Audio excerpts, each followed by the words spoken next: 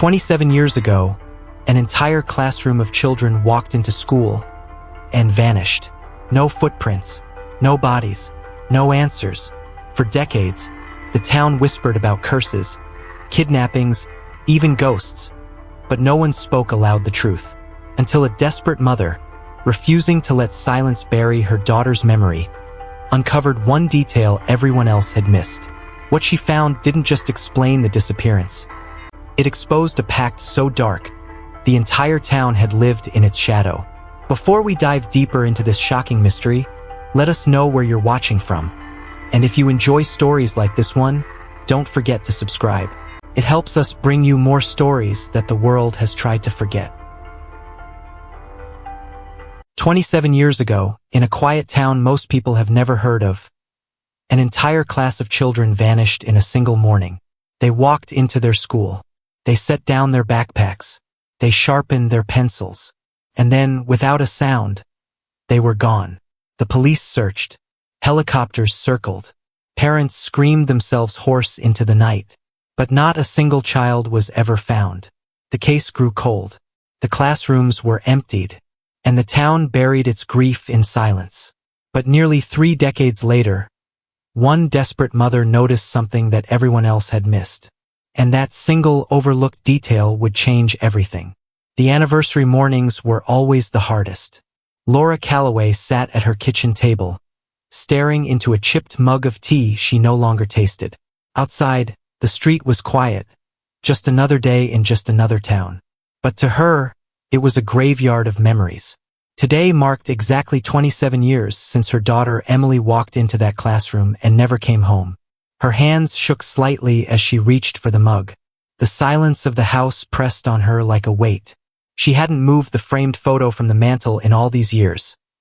Emily in her favorite red jacket, smiling wide, 2 front teeth missing. Laura whispered to the photo like she always did on this day, "Happy birthday, baby." The words broke something inside her chest. Most people had stopped mentioning it years ago. In town, the story had become a ghost nobody wanted to summon.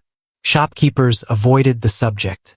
Neighbors shifted uncomfortably at the sight of Laura. New families moving in barely even knew the history. But Laura could never forget. She couldn't. Every corner of the town was haunted. The swings where Emily once played, the crosswalk where she held her tiny hand, the schoolyard fence she had waved from that last morning. The whole town had built walls of silence around the memory. But for Laura, the silence was the memory. She replayed it endlessly. That morning, 27 years ago, Emily had been excited for school. She wore the red jacket because the air was crisp. She clutched her lunchbox, peanut butter sandwich, apple and a juice box, and skipped toward the car. Laura kissed her cheek at drop-off. She remembered how warm Emily's skin was against her lips. "See you after school, Mommy," Emily had said. That was the last time. By 3:15 p.m., parents were lined up at the school. But the classroom was empty, desks untouched, backpacks hanging neatly, lunchboxes half-eaten, and 22 children gone. Not a single witness had seen them leave. Not a single teacher knew what happened. It was as if the earth had swallowed them whole. The search consumed the town. Helicopters combed the woods. Divers dragged the river. Police interviewed every resident, every passerby, every stranger within miles. Laura remembered screaming until her throat gave out. "Emily! Emily!" But no answer ever came. For weeks, the news vans camped outside. The town became a spectacle. Theories spread, kidnappings, cults, even supernatural forces. But none of it led anywhere. One by one, the cameras left. The reporters moved on. But the parents never did. The town tried to move forward. The school closed that classroom. The district bricked over the windows, as if to erase it from memory. But for Laura, time stood still. Birthdays passed with empty chairs. Christmas mornings without laughter. The red jacket folded away in a drawer she could never bring herself to open. And every anniversary, the silence grew louder. Until this year. Because this year Laura saw something. Something no one else had ever noticed. The town didn't heal. It hardened. At first, there were vigils, candlelight marches, posters of smiling children stapled to every pole. Parents clutched each other at the church, their cries echoing under stained glass. But after the first year passed, the vigils grew smaller. The posters curled in the rain. The prayers thinned into whispers. People stopped talking about it. They stopped asking questions. It was easier to pretend it hadn't happened. The school reopened. Children played on the swings again. New teachers taught in the classrooms. But room 6 stayed locked. A boarded-up chamber of silence. Every time Laura drove past, she could feel it staring back at her. Grief became Laura's only companion. Every morning, she made 2 cups of tea, though only one was ever drunk. The second cooled untouched at the end of the table. Every evening, she walked to the playground and sat on the swing Emily had once claimed as hers. She would push it gently, as if her daughter were still seated there, laughing, her legs pumping toward the sky. Neighbors watched from behind curtains. Some pitied her. Some whispered she had lost her mind. But none of them spoke to her. Laura lived in a house full of silence, surrounded by a town that no longer dared to remember. She wasn't the only one broken. Some parents divorced under the weight of loss. Others left town altogether, unable to live among the memories. One father drank himself into the grave. A mother sat by her child's empty bed until she, too, never woke up. The tragedy didn't just take the children. It devoured the adults too, one by one. And the ones who survived learned to bury their grief so deep it could no longer be seen. Except Laura. She couldn't bury Emily. She couldn't accept that silence was the answer. In the early years, the theories never stopped. Some said the children had been taken by a passing truck. Others believed in cult sacrifice, pointing to strange symbols painted on the woods near the river. A few whispered about tunnels under the school, long sealed but never mapped. But each lead crumbled under scrutiny. The police grew weary. The media abandoned them. And eventually the whispers faded. The mystery became a wound the town learned to live with by ignoring. But for Laura, the wound never closed. Every year, the surviving parents gathered. At first, dozens came. They held each other, shared memories, begged the police for updates. By the 10th year, only a handful remained. By the 20th, only 2, Laura and her closest friend Helen. Another mother who had lost her son, Jacob. The others had given up. But not them. Laura and Helen made a pact. As long as they were alive, they would never stop searching. Her home became an archive. Stacks of old newspapers, folders of witness statements, photocopies of police reports she wasn't supposed to have, maps with red string tracing every possible lead, a wall filled with faces of the missing children, each photo yellowed by time, but preserved like sacred relics. And at the center always Emily, her smile, frozen at age 7, her eyes, staring back at Laura like unanswered questions. By year 27, Laura was no longer a grieving mother in the town's eyes. She was the woman who wouldn't let go. When she walked into the grocery store, conversations died. When she asked questions at the sheriff's office, the deputy sighed and turned her away. Even the pastor stopped mentioning the vanished children in his sermons. It was as if the entire town had decided the only way to survive was to erase them. But Laura couldn't. Her daughter wasn't a ghost. Not to her. And then, on the 27th anniversary, the silence broke. It was the 27th anniversary. Laura sat alone at her kitchen table, surrounded by stacks of old case files. She pulled out a shoebox filled with photographs, each one a frozen shard of the nightmare. Smiling children, news reporters, candlelight vigils. She had looked at them 1,000 times. Maybe more. But this night, for reasons she could never explain, her eyes caught on a single photograph. A group shot of the children's class, taken the morning before they vanished. Their faces were radiant, oblivious to what awaited. And then, Laura saw it. A detail she had never noticed before. Her hand trembled as she held the photo closer. There, in the background, just outside the classroom window, a figure. Not a teacher. Not a student. A man. Half hidden, watching. The glass reflected only part of his face, but the outline was unmistakable. Someone had been there. Someone none of the police reports ever mentioned. Her breath caught in her throat. "How did I not see this before?" she whispered. She dug through drawers until she found an old magnifying glass. The closer she looked, the worse the chill in her stomach grew. The man was tall, broad-shouldered, his face obscured but his posture unnatural. He wasn't passing by. He wasn't coincidentally near the school. He was standing still, watching, and in his hands, Laura could just make out the strap of a large canvas bag. Her heart pounded. The police had searched everything except this. They had missed it, or ignored it. Laura pressed the photo flat against the table. The world seemed to tilt. For 27 years, she had begged, pleaded, screamed for answers. And all along, the clue had been right there, staring back at her. Tears blurred her eyes. "Emily," she whispered. It wasn't just grief anymore. It was rage. The next morning, Laura brought the photograph to Helen. Her friend's eyes widened as she examined the detail. "I don't remember this being in the reports," Helen said, her voice shaking. "It wasn't," Laura replied. "They didn't want us to see it." The silence between them grew heavy, because if this was true, someone had hidden it. And if someone had hidden it, then the town's silence wasn't grief. It was complicity.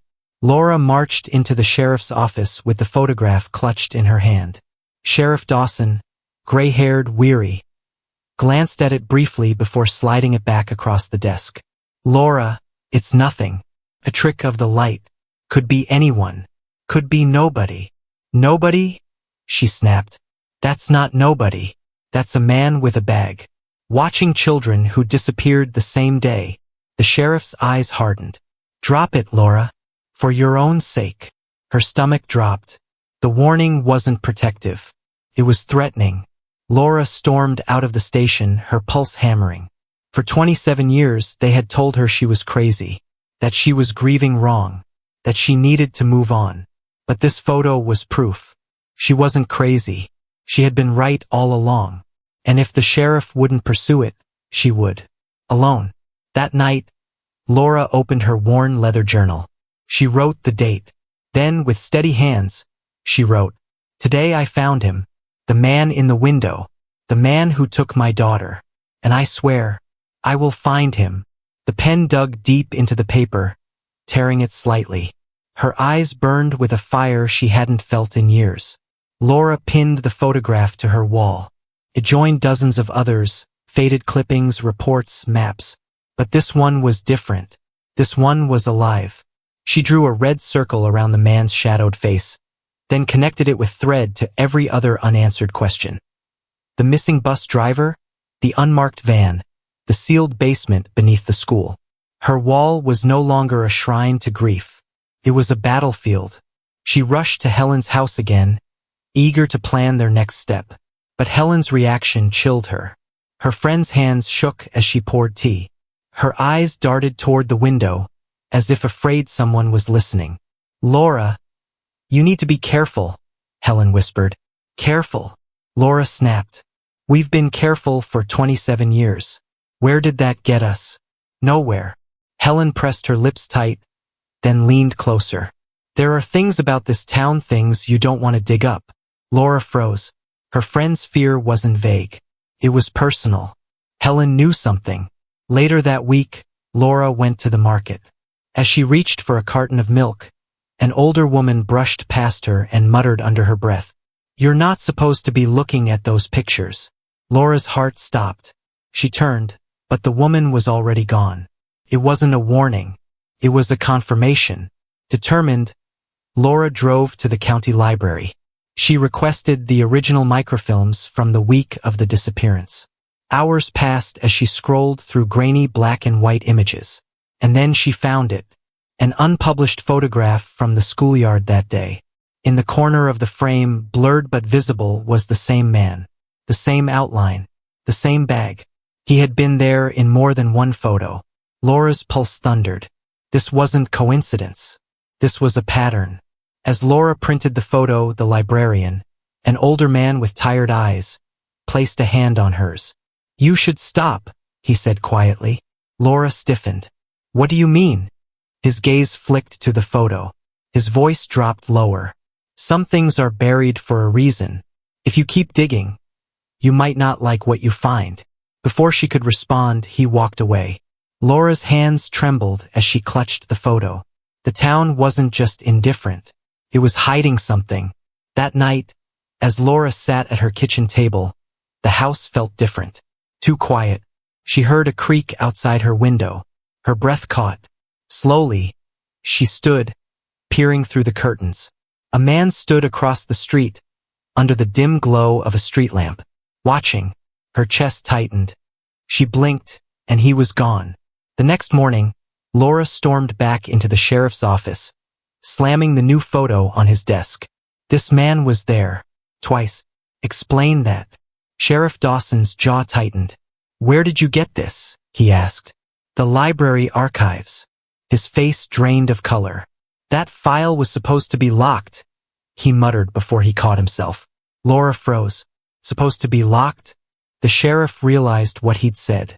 His eyes hardened again. Drop it, Laura. Last warning. But now she knew. The silence wasn't incompetence. It was deliberate. That night, Laura added the new photo to her wall. The threads connecting her evidence web tightened, crisscrossing like veins. For the first time in 27 years, she felt it. Momentum. The wall of silence that had kept her caged was cracking. Something was moving underneath. Something that didn't want to be found. Laura sat before her wall of evidence. The photos pinned like scars against the plaster. The shadowed man stared back at her from 2 different days, 2 different angles. Her pen tapped against the desk. Who was he? Why had no one ever mentioned him? The police had combed every witness account, but somehow this man never appeared in a single report. Laura whispered to the photographs. You were there. I see you. And I'll find you. She brought the second photograph to Helen. Helen's hands shook as she held it. Laura, don't do this. What are you talking about? Laura demanded. Helen's eyes filled with tears. Not everyone wants the truth. Some of us can't survive it. Laura froze. Helen, what do you know? But Helen only pressed the photo back into Laura's hands and turned away. Laura returned to the county library. But when she asked for the same archive box, the clerk frowned. That reel isn't here, he said flatly. It was here 3 days ago, Laura pressed. The man shrugged. Not anymore. Her stomach twisted. Someone had removed it. Someone was watching her trail. That night, Laura combed through her old notes. One photocopy of a police report caught her eye. A small, scribbled note in the margin, almost erased. It mentioned a J. Marrow, a name she had never noticed before. Next to it, maintenance staff school grounds. Laura's heart raced. She had never seen that name in the official list of employees. Why was it crossed out? And why did it appear only once? In a margin no one was supposed to read.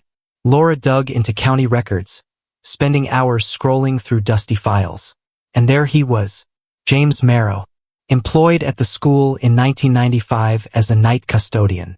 Terminated abruptly the same week the children disappeared. No forwarding address. No explanation. Gone.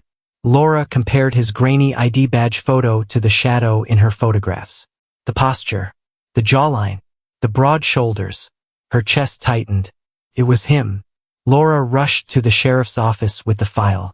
But Dawson barely glanced at it. Marrow's dead, he said flatly. Died in a fire years ago. End of story. Something in his tone felt rehearsed. Laura leaned forward. Did you see the body? The sheriff's eyes flickered, just for a moment. No further discussion. He pushed the file back toward her. But Laura's instincts screamed. This wasn't an end. It was a cover. That Sunday, Laura attended church for the first time in years. As she approached the pastor afterward, he clasped her hands tightly. You must let go, Laura, he whispered. That man has already answered to God. Her eyes widened. She had never mentioned Marrow's name to him. How did he know? The pastor realized his mistake too late. His grip loosened. His smile faltered, and for the first time in decades, Laura saw fear in his eyes. That night, Laura pinned Merrow's photograph to the center of her wall. Around him, the red threads connected to everything: the classroom window, the children's last photograph, the sudden dismissal, the erased archives, the pastor's slip, the sheriff's warning. Her hand shook as she drew the final line of thread. All of it pointed to one name: James Merrow. Laura couldn't sleep. The name James Merrow pulsed in her mind like a heartbeat. She tore through her boxes of case notes, desperate for anything she'd overlooked. And then, tucked inside a stack of photocopied reports, she found it. A thin folder, unmarked. Inside 2 sheets of paper. Both referenced James Merrow. One was a termination notice. Dismissed. Cause: unspecified. The other was a memo, stamped confidential. Do not release to press. Subject: unfit for employment. Risk to children noted. Laura's breath froze in her chest. Risk to children. Why hadn't this been public? Why hadn't it been in the official files? Laura drove across town to visit Mrs. Keegan, an elderly teacher who had retired just after the disappearance. At first, the woman was hesitant, but when Laura mentioned Merrow's name, her face paled. James Merrow, she whispered. What do you remember about him? Laura pressed. The old woman's eyes darted to the window, as though afraid someone was listening. He was strange. He lingered in the halls after hours, always watching the children. Too quiet, too still. When the children vanished, I thought. She cut herself off. You thought what? Laura pushed. Mrs. Keegan's lips trembled. I thought it had to be him. According to Sheriff Dawson, Merrow had died in a fire years ago, but the county records told a different story. There was no obituary, no grave, no death certificate, just a single entry: residence destroyed by fire. One unconfirmed casualty. Unconfirmed. Laura's stomach twisted. For decades, the town had spoken of Merrow as though he were gone. But what if he hadn't died at all? What if he had simply vanished just like the children? Laura tracked down the site of the fire. It was a crumbling ruin at the edge of town, overgrown with weeds. The windows were blackened, the roof collapsed. But as she stepped inside, her flashlight beam caught something that froze her blood. On the scorched wall, carved deep into the wood, was a symbol, a circle. Inside it, 6 marks like tally lines. Her knees buckled. There had been 6 children in Emily's class. That night, Laura returned home shaken. She pinned a photograph of the burned house to her wall, circling the strange symbol. She was lost in thought when a sudden knock rattled her door. Her heart leapt. She wasn't expecting anyone. She peered through the peephole. No one. Another knock echoed, this time from the back door. Laura's chest tightened. She whispered her daughter's name under her breath, her hand trembling as she reached for the lock. But when she opened the door, only the wind greeted her. On the ground lay a folded piece of paper. She picked it up with shaking hands. Inside, scrawled in jagged handwriting, "Stop digging. He sees you."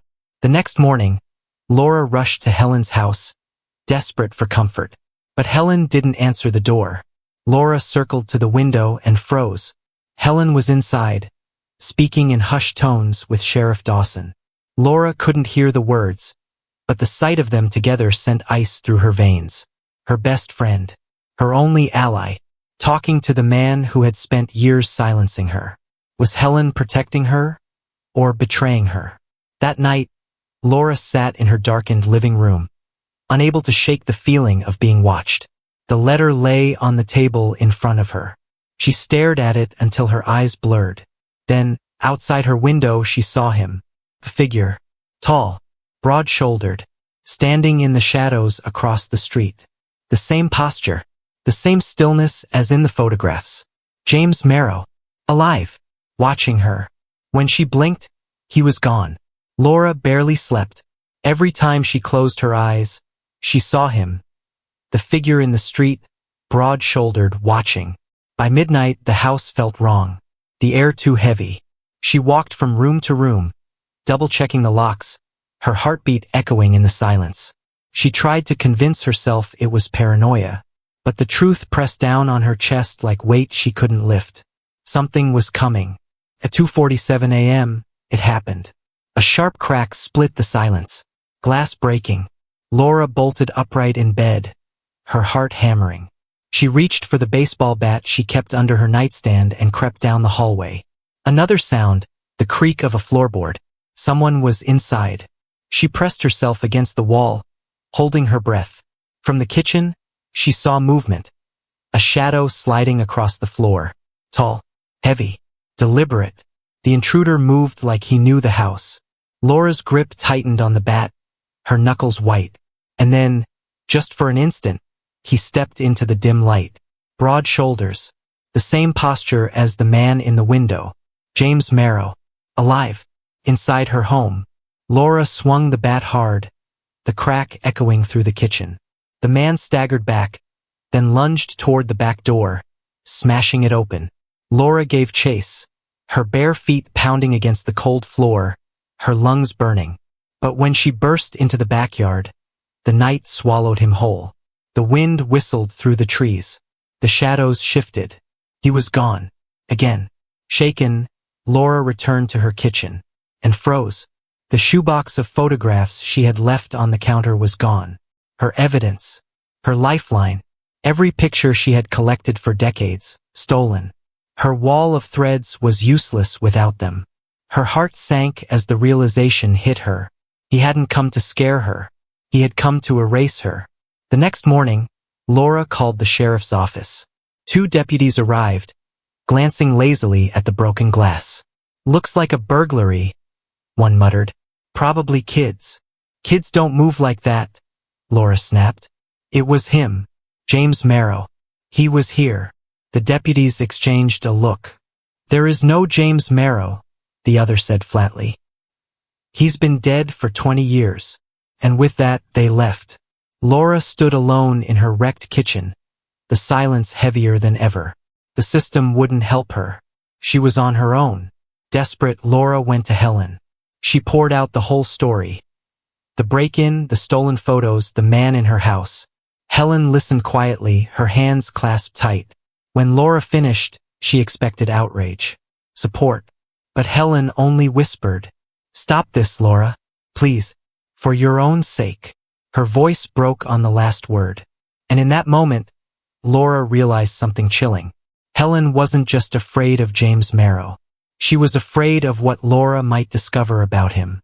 That night, Laura searched through the few documents she still had left. In the back of an old drawer, she found a slip of paper she didn't remember keeping. It was a torn corner of a report. On it, scrawled in faded ink, 6 marks, circle, basement. Laura's blood ran cold. The symbol from Marrow's burned house. And a word she had heard before in whispered rumors. The basement beneath the school. The word haunted her. Basement. Laura returned to the burned-out remains of Marrow's house, desperate for more. But the ruin had nothing new to offer. The symbol on the wall seemed to mock her, as though reminding her she was still missing the larger piece. 6 marks. A circle. A basement. Not his house. The school. Late one evening, Laura drove to the old school building. It had been closed for years, abandoned after the tragedy, the walls left to rot, the windows broken and boarded. She parked at the edge of the lot, her hands trembling on the steering wheel. The building loomed against the night sky, a skeleton of what it once was. Her chest tightened. She had dropped Emily off here hundreds of times. And now she was returning alone. Laura had expected to force her way inside. But as she tried the side door, she froze. The lock was broken. Someone had already been here. Recently. Her stomach twisted. The hallways groaned under her steps, her flashlight beam cutting through the dust. Old desks were overturned, papers scattered like the remnants of a storm. Every corner whispered with echoes. Laughter that wasn't there, footsteps that weren't hers. She searched every room, every corridor, until finally, behind a rusted metal door, she found it. A narrow stairwell, leading down into darkness. The basement. Her breath fogged in the cold air as she stepped down. Each creak of the stairs sounded like a scream in the silence. The smell hit her before she reached the bottom. Damp concrete, mildew, something acrid beneath it. Her flashlight flickered, the beam catching on walls lined with peeling paint. At the bottom, a heavy door waited. She pushed. It groaned open. The room stretched wide, larger than she expected. And on the far wall, carved deep into the concrete, was the same circle with 6 marks. Beneath it, a wooden bench. And on the bench, 6 small shoes. Laura's knees buckled. They were worn, faded with time, but unmistakable children's shoes, lined in a row, untouched for 27 years. Her daughter's class. Tears blurred her vision as she reached for the shoes, her hands trembling. And then she heard it. A breath. Behind her. Slow. Steady. Her flashlight swung wildly across the room, catching nothing but shadows. Her pulse thundered. The sound came again. Presence just out of sight. Watching. She bolted, her feet pounding against the concrete floor as she stumbled back up the stairs. Behind her, heavy footsteps followed, slow at first, then faster, chasing. Her chest burned as she scrambled through the hallways, her flashlight beam jerking wildly. Finally, she burst through the side door, gasping in the night air. She spun, but the doorway behind her was empty. No one followed, but the echo of those footsteps still rang in her ears. Laura sat in her car outside the ruined school, her chest heaving. The 6 shoes haunted her. Her daughter's classmates. Their absence was no longer just memory, it was physical, tangible. And the footsteps. Someone else had been down there with her. Watching. Waiting. She clutched the steering wheel, whispering to herself, "I can't do this alone anymore." Laura drove straight to Helen's house, pounding on the door with frantic fists. Helen opened it slowly, her eyes bloodshot as if she'd been crying. Laura pushed past her, pacing the living room. "I found it, Helen. The basement. The shoes. They're still there. He was there with me, I heard him. James Marrow is alive. I know it." Helen flinched at the name. Laura froze. "You know something," she whispered. Helen's lips trembled, and for the first time she didn't deny it. Laura grabbed Helen by the shoulders. "Tell me the truth, please. I can't keep chasing shadows. I need to know." Tears spilled down Helen's cheeks. "I swore I would never say it," she whispered. "But it's eating me alive." Her voice cracked. "It wasn't just Marrow." Laura staggered back. "What do you mean?" Helen buried her face in her hands. "It wasn't just him, Laura. The town, the sheriff, even the church. They knew. They all knew." Laura's pulse raced. "What does the church have to do with this?" Helen's voice dropped to a hoarse whisper. "Marrow wasn't working alone. He was part of something. A group. They met at night in the school basement. The circle, it wasn't just his symbol. It was theirs. The pastor knew. He kept it quiet, told us all to keep it quiet. He said it was better if the world never knew." Laura's hands shook violently. Her daughter's disappearance hadn't just been a crime. It was a ritual. "And Sheriff Dawson?" Laura asked, her voice brittle. Helen nodded, her face pale. "He was there the night the children vanished. He told us the case was closed because it was never meant to be opened. He told us Marrow died so people would stop asking questions." "But Laura," Helen's eyes widened, filled with fear. "He didn't die. They let him disappear." Helen gripped Laura's hands tightly, her voice shaking. "The whole town made a pact. If we stayed silent, if we let it go, he would never come back. We could go on with our lives. But you," her voice broke into a sob, "you're tearing it open again. And he's watching you because of it." Laura's chest caved in. The room tilted, her knees buckling as the weight of it all pressed down. Her best friend, her pastor, her sheriff, all of them had known. For 27 years, she had screamed into silence, thinking no one believed her. But the truth was worse. They had believed her all along, and they had chosen to bury it. Helen fell to her knees in front of Laura, clutching her hand. "Please, Laura, stop digging. Stop chasing him. You don't understand what he is. You don't understand what we let happen. If you keep going, he won't just take you. He'll take everyone you love. Laura's tears blurred her vision, but deep inside something hardened. She pulled her hand free. No, she whispered. He already took everything I love. And now, I'm taking it back. After Helen's confession, Laura walked home in silence. The streets were empty, the air heavy. Her mind replayed every word. The church knew. The sheriff knew. They all knew. Her legs felt weak beneath her. But something else pulsed inside her chest. Not fear. Not anymore. Defiance. If the whole town had buried the truth, she would dig it up alone, even if it killed her. That night, Laura sat at her desk, piecing together what little evidence she still had. Every photo was gone, every thread torn down, but she still had the shoes, the basement, the symbol, her daughter's memory. She was lost in thought when she heard it. A faint, rasping whisper, not from inside the room, from just beyond her window. Her blood froze. Slowly, she turned. A face pressed against the glass. Pale.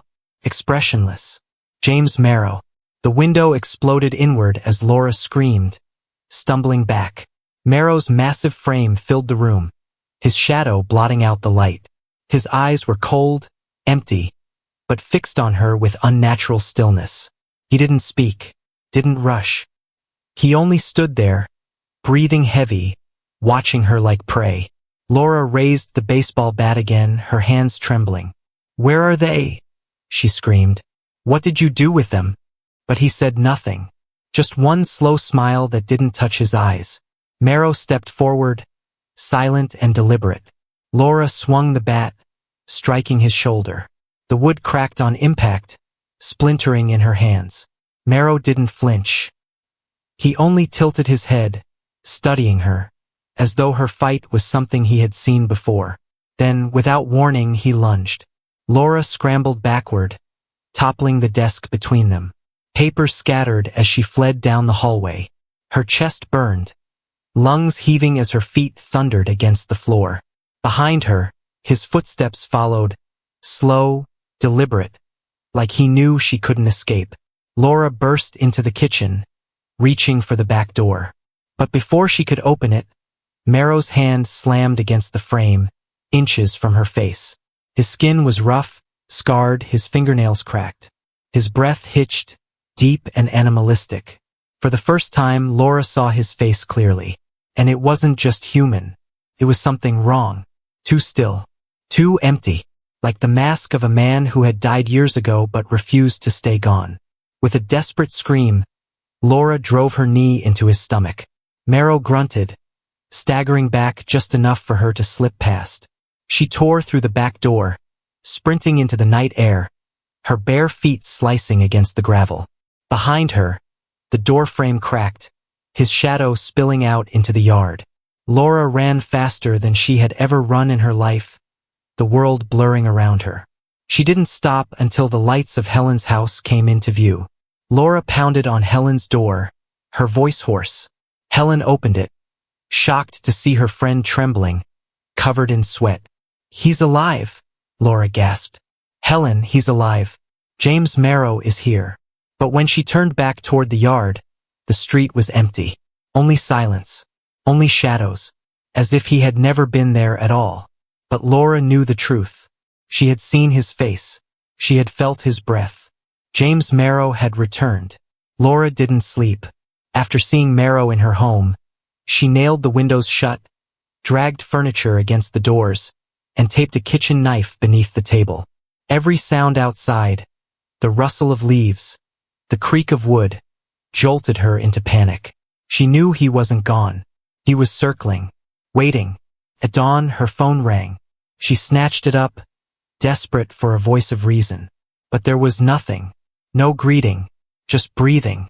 Slow, heavy. Laura froze, the phone trembling against her ear.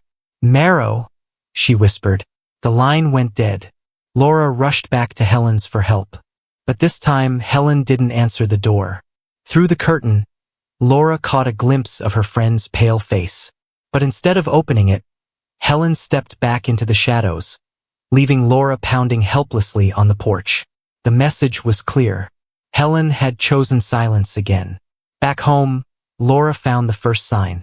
On her porch lay one of the children's shoes she had seen in the basement, placed neatly like an offering. The next day, she found another, in her mailbox. On the third day, one sat in the center of her bed, though her doors and windows had never been opened. Her blood ran cold. Marrow wasn't breaking in anymore. He was already inside whenever he wanted. Desperate, Laura drove to the sheriff's office, slamming her hands on the counter. Marrow is alive. He's tormenting me. You have to do something. Sheriff Dawson stared at her, his face a stone wall.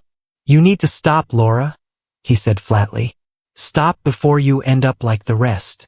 The rest, Laura demanded. But Dawson only turned away, retreating into his office and slamming the door.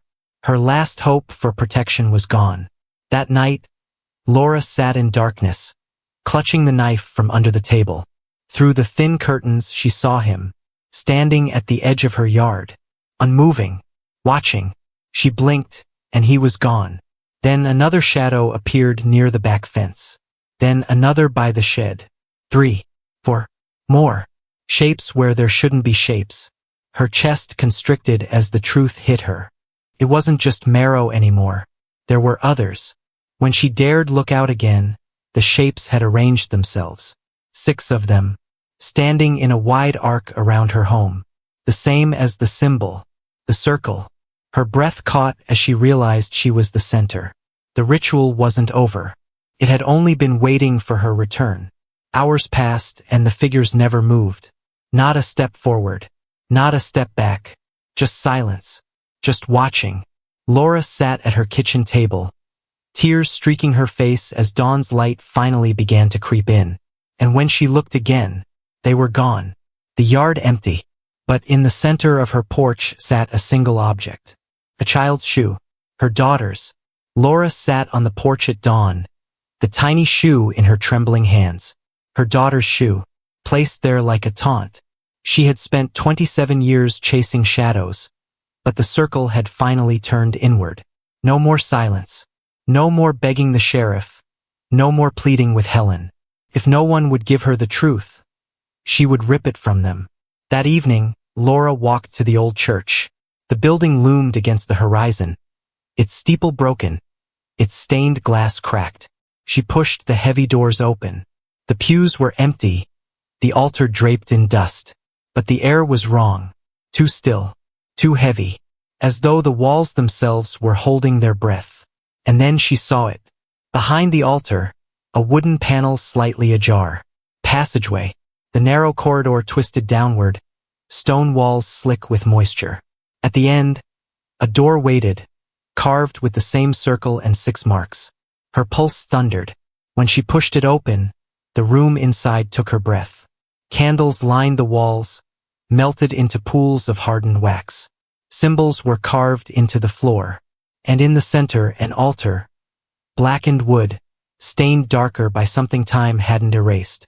Blood. On the altar lay a book, leather-bound, weathered with age. Her hands shook as she opened it. Inside were names, pages and pages of them, children, classes, years stretching back further than she could comprehend. And there her daughter's name, Emily Calloway, scrawled in ink, alongside the names of every child in her class. The final entry was dated the very day they disappeared. The book wasn't just a record. It was a manual. She flipped through, reading passages aloud through trembling lips. The circle of 6. The offering of innocence. The pact of silence to ensure survival. Her stomach turned. This wasn't just crime. It was worship. A ritual sacrifice that the town had carried out for generations. And James Marrow, he had been their vessel, their chosen hand. A sound broke her trance. The shuffle of feet. Laura spun, clutching the journal to her chest. In the doorway stood Pastor Whitlock. His face was pale, his eyes sunken with guilt. "You shouldn't have found this," he whispered. Her voice broke. You knew what happened to my daughter. To all of them. His silence was answer enough. Tears streamed down Laura's face as she demanded answers. Why? Why them? Why the children? The pastor's voice cracked, a confession long rotting inside him. The town made a pact generations ago. Every few decades an offering must be given. 6 children chosen. If not, the curse would fall on us all. Disease, fire, famine. James Marrow was chosen to lead it, to carry it out. We hated him for it. But we needed him. Laura staggered, bile rising in her throat. You let them die? The pastor bowed his head. We let them protect us. Laura's legs nearly gave way. The sheriff, Helen, the church, they hadn't failed her. They had chosen. And her daughter, her sweet Emily, hadn't just vanished into thin air. She had been taken, sacrificed, her life traded so the town could go on. The silence was no longer a mystery. It was complicity. It was survival built on her child's blood. Laura staggered out of the church's hidden chamber, the journal pressed tight to her chest. Every page seared her fingers. Her daughter's name, the children's names, the pastor's words echoing. We let them protect us. She collapsed into the pews, shaking violently, staring at the flickering candles still burning along the altar. And for the first time, she stopped crying. The tears dried into something harder, colder. Her grief burned into rage.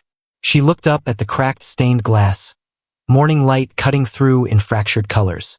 The church, the very building that had blessed the silence, that had hidden the truth. Her lips parted as she whispered, "No more." Her hands trembled as she tipped a candle, wax spilling onto the old wooden pew. Flames licked upward, small at first, then spreading. The fire caught quickly, climbing along the walls, swallowing the curtains, racing toward the altar where the book had sat for decades. The silence would burn with it. Pastor Whitlock staggered into the sanctuary, eyes wide at the spreading blaze. "Laura, no. Stop this. You don't understand what you're doing." She turned, eyes blazing with a fury he had never seen in her before. "I understand perfectly. You fed my daughter to a curse and called it survival. If the pact ends in flames, so be it." The pastor reached out desperately. "You'll doom us all." Laura's voice was cold steel. "You already did." Outside, sirens wailed. Sheriff Dawson burst through the doors, coughing at the smoke. He saw Laura standing amidst the fire, the journal clutched in her hands. "Put it down," he roared. "Do you have any idea what you're unleashing?" Laura lifted the book high, the flames creeping closer. "I'm unleashing the truth." With a scream, she hurled it into the fire. The leather curled, the pages blackened, the children's names consumed at last. The sheriff froze. For a moment, nothing but crackling fire filled the sanctuary. And then, a low rumble shook the ground. Outside, a shrill sound split the air. Screams. The townspeople gathered in the streets, clutching their heads, collapsing to their knees. The pact had been broken. The circle had been severed. And James Marrow was no longer bound by silence. Through the smoke, Laura saw him, a towering silhouette standing in the doorway, framed by fire. James Marrow. But this time he wasn't the stalker, the whisper, the hunter. He was something else. His eyes glowed in the firelight, his face twisted into something inhuman, something unbound. And as the flames devoured the church, he stepped forward, slow and deliberate, his voice rasping for the first time in 27 years. "You broke the circle." Laura gripped a shard of broken wood from a pew, her chest heaving. Her legs shook, but she did not run. Not anymore. She stared at the man, the monster, who had haunted her life, and raised her voice above the roar of the fire. "You took my daughter. You took all of them. Tonight, it ends." Marrow smiled, his teeth catching the glow of the flames. "Then come and take them back." The fire roared higher as they faced each other, shadows colliding in the inferno. The church was collapsing. Flames licked the rafters, smoke choked the air, and the stained glass shattered one by one, raining shards onto the pews below. Laura stood in the center, clutching the broken wood like a weapon. James Marrow stepped through the fire, his massive frame wreathed in smoke, eyes burning with something more than human. For 27 years, he had stalked the edges of her life. Now he was here, and there was nowhere left to run. He lunged. Laura swung the shard with a scream, wood cracking against his chest. He staggered, but didn't fall. Instead, he grabbed her wrist, his grip like iron, squeezing until her bones ached. Laura gasped, but with her free hand, she clawed at his face, her nails digging into scar tissue that never healed. For the first time, Marrow grunted, human, pained, and in that sound, Laura realized he could bleed. Outside, the streets burned with panic. The pact was broken. The townspeople writhed in the dirt, some screaming prayers, others fleeing into the night. Helen stood frozen at her window, watching as the shadows that had once protected them twisted into smoke and flame. The curse wasn't gone. It was unleashed, and Laura was its center. Marrow slammed Laura to the floor, her head cracking against the wood, her vision blurred. For a heartbeat, she wasn't in the church anymore. She was back in his basement. The shoes, the toys, the photographs, and among them her daughter, Emily's face, small and smiling, reaching for her mother with innocent eyes. The vision seared into Laura's mind as Marrow's voice thundered over it. They were never yours to keep, Laura roared, shoving him off with a surge of strength she didn't know she had. She scrambled to her feet, gripping the wooden shard tighter, her knuckles white. No, she spat. She was mine. She will always be mine. Marrow advanced again, but this time Laura met him head-on, driving the wood deep into his chest with every ounce of strength left in her body. His scream shook the rafters, raw and unearthly, echoing through the burning church. The fire roared higher, beams groaning as the ceiling buckled. Marrow staggered, clutching the wound, his dark eyes flickering with something strange. Not just pain, but fear. For the first time, Laura saw him weaken. He stumbled backward, his body hitting the altar. The circle carved into its surface glowed faintly, pulsing as though rejecting him. The pact was broken. The vessel was failing. Laura limped forward, every muscle screaming. She pressed against him with all her weight, forcing the shard deeper, until blood soaked her hands. "This is for Emily," she whispered through clenched teeth. Marrow's breath hitched, his body convulsing. Then, with one final push, she drove him back onto the altar. The wood splintered, the stone cracked, and the fire swallowed him whole. The roar of the flames seemed to hush. Laura fell to her knees, her chest heaving, eyes stinging from smoke and tears. The altar collapsed in on itself, and with it, James Marrow disappeared. The church groaned, its final breath exhaled in ash and embers. Laura crawled toward the door, dragging herself out into the night air just as the building caved in behind her. The fire consumed it all. The journal, the altar, the pact, and James Marrow. The church was gone. All that remained was a smoldering skeleton of ash and stone. Laura sat in the dirt, wrapped in a blanket someone had thrown over her shoulders. Her skin was streaked with soot, her hands raw, blistered, still stained with Marrow's blood. She stared at the smoking ruins, waiting for someone, anyone, to say something. But the townspeople stood in silence, their faces pale, their eyes hollow, as though a part of them had burned with the church. From the crowd, Helen stepped forward. Her face was streaked with tears, her hands trembling. "I wanted to tell you," she whispered, "so many times, but I couldn't." Laura's eyes lifted, weary and broken. "You watched me tear myself apart for 27 years, she rasped. "And you said nothing." Helen fell to her knees, sobbing, but Laura only turned away. There were no words left between them. Sheriff Dawson approached, his hat clutched in his hands. "You shouldn't have done it," he said quietly.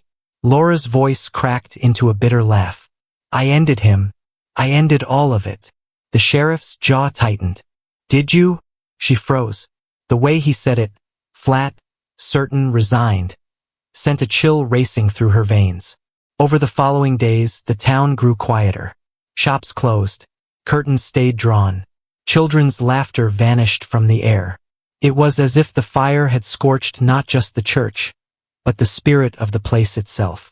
And at night, Laura swore she could still feel it. A presence in the dark, circling her house, lingering at her window. Not marrow. Something older. Something that no longer had a vessel to contain it. One evening, Laura returned to the ruins of the church. The air was heavy with smoke and ash, but the fire had long since died. She walked across the rubble, her boots crunching on broken stone, until she reached the altar's remains. There, buried in the charred earth, she found something half-burned. A page, the edge blackened, the ink smeared but still legible. 6 names, written in fresh ink. Children from the present day. Not her daughter's class. Not the past. The next offering. Laura's hands shook as she clutched the page. If Marrow was gone, who had written this? And if the pact was broken, why were the names still being chosen? The silence pressed in around her, heavier than ever, until it felt like the entire town was holding its breath. And then she realized, the fire hadn't ended the pact. It had freed it. 27 years later, one mother uncovered the detail everyone missed. But some mysteries aren't meant to stay buried, and this one still breathes in silence. If you want to walk deeper into stories the world can't explain, subscribe, because this isn't the last time the past will reach out.